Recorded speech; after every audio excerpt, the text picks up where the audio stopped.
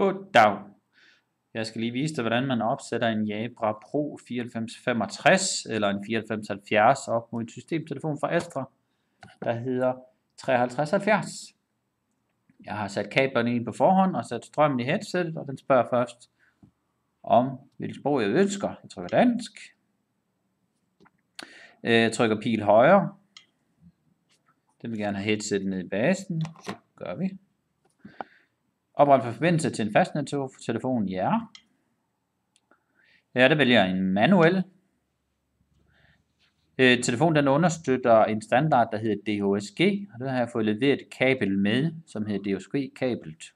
Jeg trykker på DHSG. Klartonekontakten skal stå i indstilling A.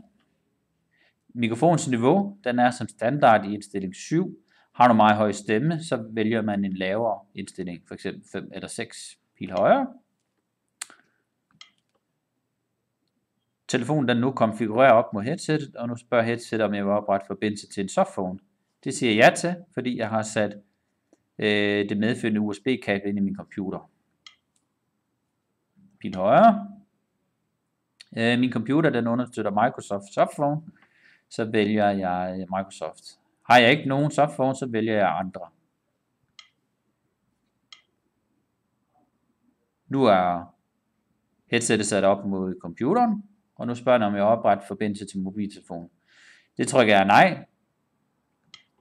Jeg kan til enhver tid altid opsætte mobiltelefonen ved at vælge skruenøglen ude i menuen. Vil du konfigurere personlige præferencer? Det siger jeg nej til. Personlige præferencer har noget med at gøre, om den skal sige klik, når du trykker på den, og hvor længe lyset skal lyse. Så nej. Igen, du kan altid ændre indstillingerne ved at berøre værktøjsikonet på forsiden. Trykker jeg pil højre. Ønsker du en introduktion til headsets knapper? Det anbefales.